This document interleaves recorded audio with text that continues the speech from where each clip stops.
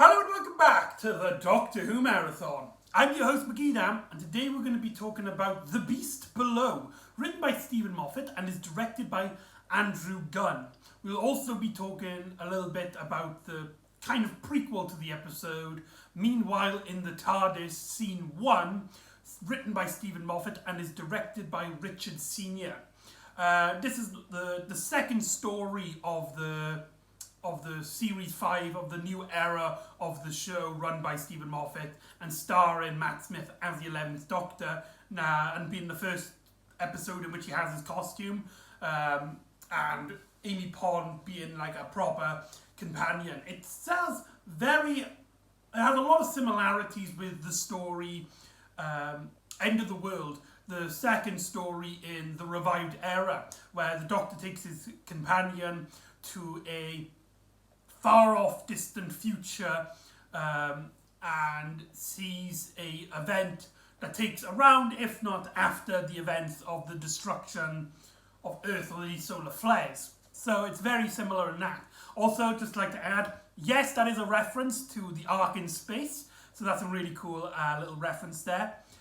Stephen Moffat really likes to show off that he's like a fan by adding a lot of classic Who references, like the Ark in Space. It will become a trend in his era, constantly referencing the classic series for good or for ill. Let's be honest. Now, this story, in terms of the wider opinion, isn't actually a popular one. In fact, Stephen Moffat himself has said that he actually regrets this episode and believes that he should have written a better episode for the second outing of Matt Smith and Karen Gillan, which is which is a shame, However, I do want to point out that I know somebody who actually this is one of their favourite 11th Doctor stories, mainly because of some of the really funny dialogue, like when the Doctor puts down the glass and he states it's like there's an escaped fish about. But I just want to point out, like, for the majority of people, this episode is a dud, even to people who like series 5 for the most part. I'm not saying it doesn't have its fans, but the majority of people can agree that this episode isn't particularly the 11th Doctor's strongest outing in terms of writing. But before I go into that, let's talk about Meanwhile in the TARDIS. On the Series 5 complete box set, they added 2 scenes, 2 like shorts, which were advertised as deleted scenes from episodes of The Beast Below, and there's another one as well which takes place between 2 different episodes. And even though they were described as deleted scenes, they're actually not. They were specifically made for the DVD collection set, which is actually, I believe, the first time that we've actually get shorts exclusively to the DVD. I haven't got these. I watched them on YouTube, but they're not really like that important. If you just want a little bit of a fun interlude, they're pretty fun. The Doctor basically explains to Amy the concept of the TARDIS and time travel, and the police box, and Amy kind of has this like frantic, she's basically like, she can't cope it, so she's like rambling about, and there's a lot of jokes to the bow tie. For Matt Smith's chronologically his second story gets the bow ties is cool mention, which is mentioned at the end of the 11th hour, basically stating this is his catchphrase: bow ties are cool, whether you like it or not. But there's a great line where the Doctor basically explains the concept of the chameleon circuit, and he gets really excited about it. He's like, the TARDIS, when it lands, in a nanosecond, it scans the environment and takes the form to fit its surroundings. And you can see like this joyous occasion, and Amy's kind of getting wrapped around it. And then the Doctor kind of has to like beat around the bush And it's just like, and then it got stuck as a police telephone box from the 1960s. And Matt Smith really owns this scene. The first scene, meanwhile, in the TARDIS, scene 1, takes place between the 11th hour, where Amy has just joined aboard the TARDIS, and actually ends on a sort of cliffhanger where the Doctor opens the TARDIS doors and they see an image of space, an empty-wide space, and Amy just does not believe it, believing it's some sort of special effects. And then the Doctor basically tells her to get out. What?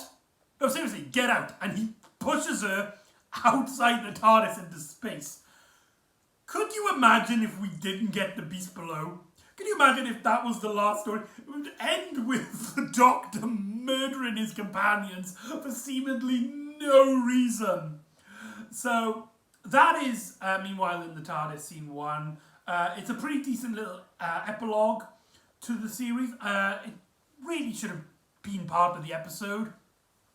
It's a nice little, fun little interaction that's chronologically set between 2 episodes, and there's not really much to talk about it. So let's actually talk about the Beast Below, because we get this very interesting environment. We get an environment here which is really fun and unique. We get the Starship UK, where we have this giant-like spacecraft, and we have these cities, these buildings poking out from it. And right off the bat, it's a great visual style. Andrew Gunn here, his visuals are astonishing. From the opening scene in which we see this child, he basically fails in his class, and these smiley things, they call them smilers. I don't think that they're named in the actual episode, but they're basically in this government, there are these robots which they have a smiley face and then a sad, angry face, and then somehow they could change their face again to this like red-eyed, like evil face.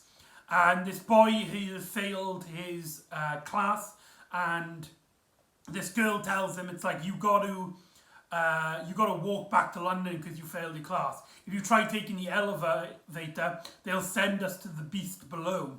And, that's a bad thing. But the boy ignores the instructions and he gets sent to the Beast Below. Goes down into the... with the elevator opening up underneath the floor, throwing the kid in. For an opening scene, that's terrifying for children. I mean, this is a kid that presumably, of course he doesn't, but presumably dies. That's pretty messed up. But anyway, but when we get back into the actual episode, those first two shots, that scene of Amy Pond being held by the ankle by the Doctor outside the TARDIS with her hair floating around in space, that is just that is used in almost every trailer I've seen for Series 5. And there's no explanation onto why. It's just a magnificently beautiful shot. The HD cameras that they use really show off the visual style of this era. And yeah, like I said in my previous episode talking about the 11th hour, the stories in Series 5 have a completely different visual style to Series 3 and 4 and the specials, where we've got this much more, I wouldn't say movie, but it's very modern looking camera setups, as well as changing the stories to a much more fairy tale-like environment. And we get that here with the Doctor basically explaining to Amy the going on. They basically are like, right, I'll never interfere. However, they see a child crying, and then the Doctor instantly interferes. That is Doctor Who. That is just Doctor Who. As they go around the city, Matt Smith is very energetic here. He's constantly talking. He's babbling constantly. He's very moving. He runs around everywhere. He takes glasses off people. Glasses, as in a glass of water, not in people's glasses. But Matt Smith really, like, it's surprising watching back how much, like looking back, how much his Doctor stayed on from his original episodes.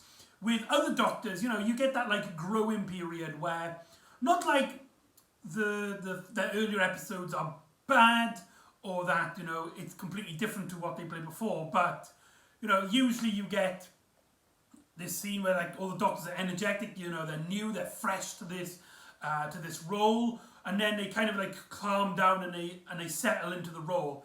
Matt Smith seems to, his Doctor's already energetic, but he seems to have settled into the role extremely quick. That could be because they shot the episodes out of order. The first episodes actually to be filmed were the Angel two-parter, Flesh and Stone, and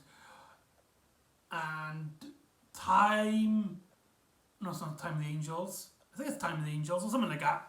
But anyway, and the Doctor basically he's noticing that stuff is strange on this spacecraft, with something to do with the water, but also that the girl that was seen in the intro is crying, and that she's crying because she can't stop crying, as the Doctor explains. When a child cries, it's usually for attention, to get people, to notice. When a child's crying quietly, it's because they physically cannot stop. Only a parent.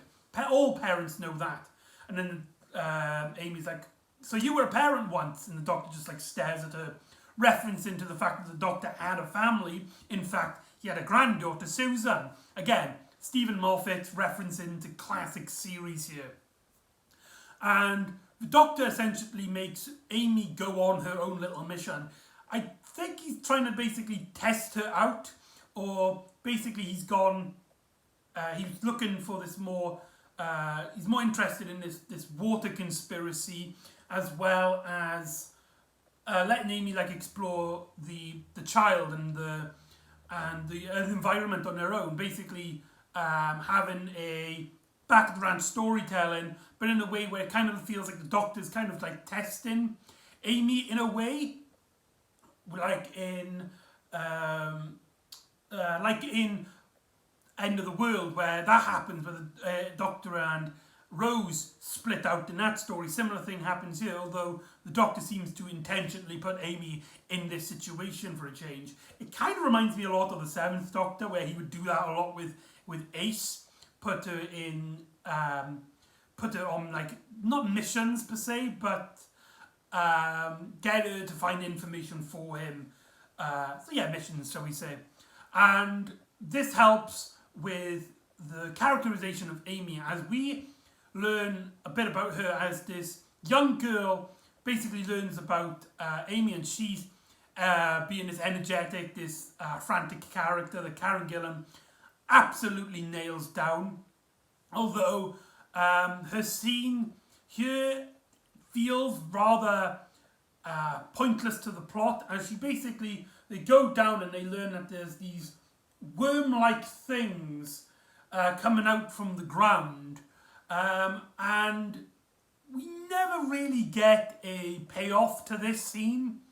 We learn that there's these scorpion things, and they don't seem to do anything. And here's where the problem lies, because the story for the first half has some great characterizations, especially dealing with the 11th Doctor and Amy, with them discussing like their own lives, the Doctor basically teaching Amy how time travel works and how they all work. We never get I do what I do best, staying out of trouble badly, and just exploring this environment. However, when we're done with that, when we get into the thick of the plot, the story doesn't really hold up. We get a lot not contradictions, but a lot of scenes that really just don't go nowhere, and a lot of plot elements that really feel like they should be more important than they actually are. And one character that basically represents this is the character of Liv 10. This character who starts off as this mysterious character. She starts whispering to everything. She wears this mask seemingly to hide herself from her people, despite the fact that we only see her wearing this when she is not in public, basically defeating the whole purpose of wearing a mask in to begin with only really the Doctor. I guess the Doctor could recognise her, but then why is she hiding from the Doctor when she's trying to work with him to figure out the mystery of the plot? As she basically has also noticed something wrong with the water. Essentially, with a ship this big and engines these big, you should feel some sort of vibration. However, all the water on the ship is completely still, and the Doctor learns that there is no engines. There is nothing at the bottom of the ship. So how can it be travelling through space? I mean, space, it'll just float through, just push it in one direction and it'll just keep going, but that's science, real life science for you. I guess in terms of navigation, you don't really know where you're going, so they could use it for that. So it's not really much of a big deal in terms of an actual scientific issue. But the Doctor basically has these interactions with this Liv 10 character, who starts off as this whispering, secret, mysterious character, always wearing this hood, and is like, you know, people aren't telling me these things. I need to find out. I need you to help me find the mystery of Starship UK. And then when she basically reveals who she is, she takes off the mask to the girl earlier on in the episode after Amy gets taken. She becomes a completely different character. She starts talking different. She starts acting differently. She's instead of this whispering, quiet individual, she's like, "All right, mate, I'm the bloody queen, mate," which isn't really a bad representation. You know, a royal family member that talks like this does sound like a fun idea. However, the fact that we have this sudden shift in character makes us not really getting a good grasp of the character. And also as well, we get this scene in which Amy basically learns to... She basically is put in front of this computer and everybody is basically eligible to vote. Despite the fact that she's Scottish, so she shouldn't be part of the ship. Scotland got their own ship. But the Starship UK... guest doesn't register her as a UK citizen, so maybe she gets a vote. And essentially, they put her in front of the screen and they're basically like, right, we're going to tell you a dark secret about Starship UK.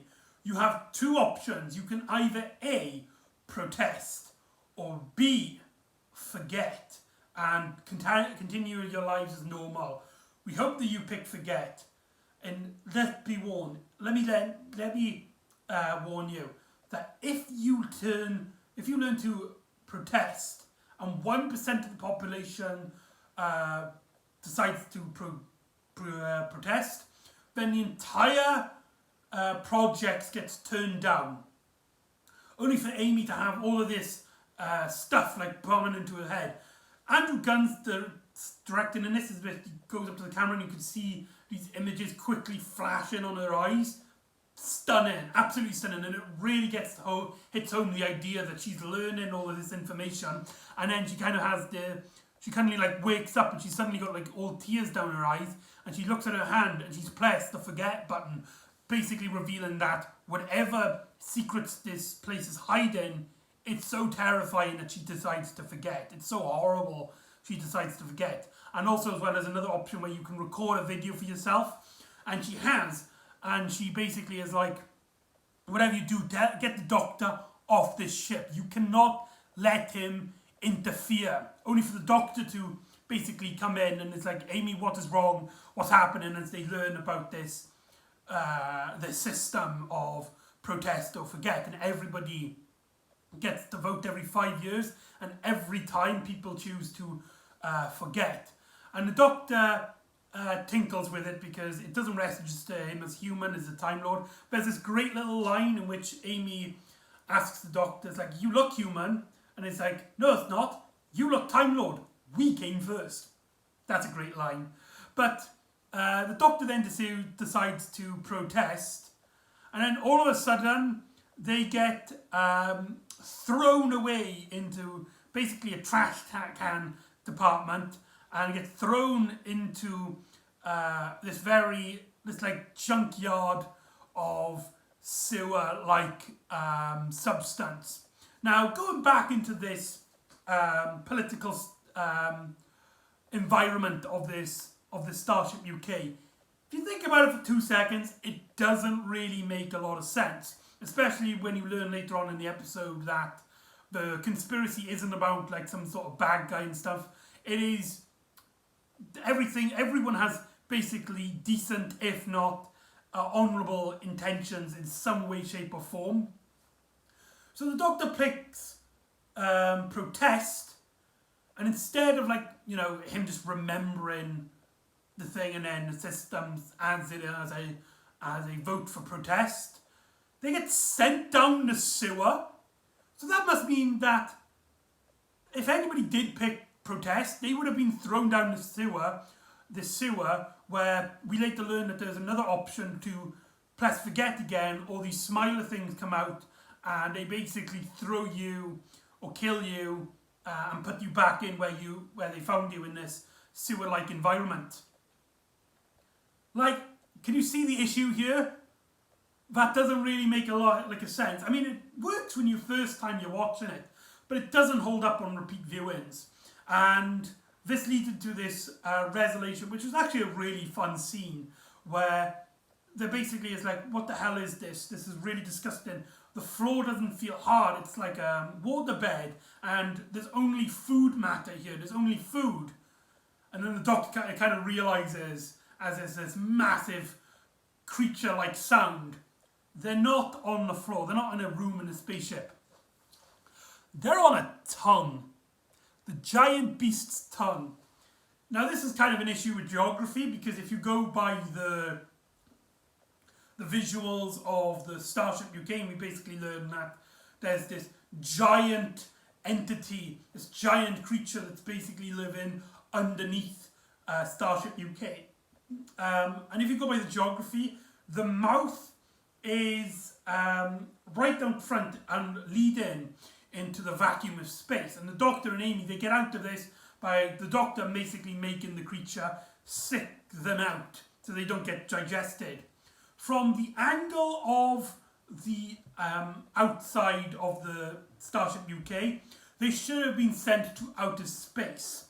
However, I can kind of justify this by just stating that maybe the creature has multiple mouths, and what we saw wasn't actually the mouth, its main mouth that we see at the front of the beast. Maybe it has like some more on the back, maybe. Who knows?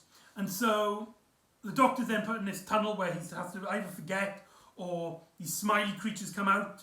The Doctor decides not to press it as these creatures comes out and basically tries to force him to forget. Again, this kind of is like forcing the hand, making it not a very great political. I mean, it's Doctor Who, it's fantasy, but it's not.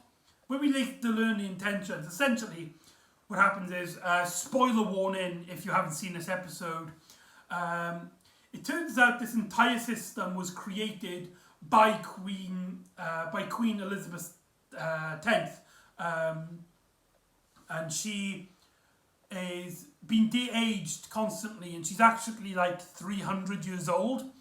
And she basically, years ago when humans were basically trying to find a way off Earth, this giant star whale came out to try and save them, and they basically captured it, and it's the last of this kind, and that they've taken the ship and they've put it on the beast and used it as a massive, like a transport. So they're basically using it as the engines of the ship. And that basically everyone gets to vote, and if they vote to forget, they forget, and they protest, they protest. But like I said, that must mean that the Queen must have installed the idea of if they protest, they get bloody tortured, they get thrown, they get eaten. If not, they get another choice to forget, or they get killed by the Smileys. Like, do you see where I'm coming from here? It doesn't really add up on a second viewing. But that leads into a really great emotional dilemma in which the Doctor, basically they torture the creature into moving. And we also learn that the creature does not eat kids. And the kid at the start of the episode actually is seen to survive with one of the tentacle things basically tapping the girl on the shoulder. And Amy sees this, kind of trying to like figure things out. And the Doctor is just like, right, I've got an idea. I'm going to shoot a massive electrical charge in the beast's brain, essentially turning its mind into cabbage, killing it in some way, shape or form, but it won't feel pain anymore. It'll still travel, it will still continue, but it won't feel pain anymore.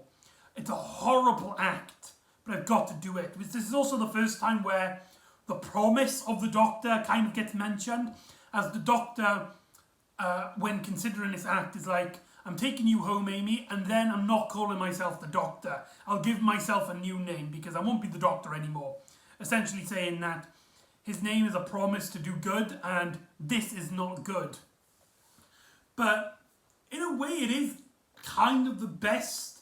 It is a horrible situation, true, but it is the best alternative of the three situations. Either A, he lets all the humans die, B, he lets the beast travel in absolute agony for almost all eternity, or C, he painfully kills this creature whilst keeping all the humans surviving. But it's the best situation. However, Amy kind of clicks that it doesn't harm children, it's the last of its kind. What if it didn't come to Earth by accident or random coincidence? What if it came to Earth intentionally to come to save them? What if it was a good creature and that all this torture was completely unnecessary? And so she tries to stop the Doctor by getting Liz Ten's hand and pressing protest to stop this pain and agony. There's a bit of an earthquake, and then the creature is seemingly fine, travelling on its own terms, on its own philosophy. This, I don't know how to feel about this. I do understand where Stephen Moffat's coming from here. You know, she's comparing here the star whale to the Doctor, somebody who is the last of their kind and comes to save people because it cannot bear witness to see children cry and to see children in pain. So it came to save everybody because, you know, it has to, because it's the last of its kind. However, the parallels here, I feel like, don't really work, because we have a creature that is, which is much more of an animal, much more of a beast than it is a monster, than a person, and it is also described to have eaten humans. It's just the children it spares. So there's that. But also as well, from a beast's more point of view, the creature is a creature that has been tortured for ages. It doesn't really have a moral compass like human beings, or at least as far as we're concerned. So there's nothing really stopping it after it being tortured to just basically go, fuck you, and fly off. Because maybe it did come down to save the world, maybe it did come to save the people, but after being tortured by for so long, you know, there is a clearly justification that it would murder everybody out there. Maybe, yeah, it is messed up that these characters basically made this horrible mistake where something which they thought was just some sort of miracle turned out to be a creature come in to give them help. I get that, but I don't feel like it really works. I know I'm not the only person who thinks this, and I know that me describing it doesn't really work. I know I'm not describing it very well, but believe me, it just doesn't really seemingly add up. And we get this really nice parallel to, like I said, like the end of the world, where we have the Doctor and companion basically looking out on this massive window, looking out into space. A similar thing to happened to Rose and the Doctor. However, here the context is a bit different. And the Doctor basically like asked Amy, it's like, you could have killed everybody. And Amy's like, I know, but I knew also for a fact that, you know, that this person who's so old and the last of their kind cannot bear. Because in this story, the Doctor does mention that he is the last of his kind, but he chooses to forget. I mean, he never forgets, but, you know, he chooses to just like, to enjoy the moment, essentially. So it is nice that we get some references to the Time War and that Russell T Davies' era isn't just completely forgotten about. But, yeah, and this is also kind of context with another Stephen Moffat story, The Empty Child and the Doctor Dances, in which a main character has been avoiding to do something. In this case, it's Queen 10, click and protest, in fear it will cause mass destruction or chaos or harm to people, only for it to turn out to be that it was exactly what they needed, and that justice once everybody lives kind of moment. And the story ends on a semi-cliffhanger in which they basically go back into the TARDIS. It's like, that was really fun. We saved the day, we'll come back to normal, I can be the Doctor again. And then they get a phone call in the TARDIS in which the Prime Minister, specifically Winston Churchill, asks the Doctor to come quickly. It's urgent. And they start travelling into the TARDIS, with the last shot revealing that there is a crack in time on the board of the Starship UK, basically revealing that that is the plot, the recurring element in this series, like Bad Wolf, Torchwood, the bees disappearing, the Lost Planets, and Vote Saxons in the previous series. I don't mind it here. I've stated in my previous vlog that does become, like, this kind of stuff becomes an issue. I don't mind it here because it is like right at the very end, and our characters don't seem to know it, so it's not really a hindrance on the plot. So there you go, that's The Beast Below. Overall, I do think it's a lot better than the people give it credit for. There is a lot to like here, with a complex dilemma of morality at the end of the story, and throughout the story there are some really interesting moments with both the Doctor and Amy, and some really just cool visuals and some cool ideas, like the voting to forget or protest idea, which I'm sure I've heard that from before. I'm sure that's an episode of Futurama. I swear to God it's an episode of Futurama.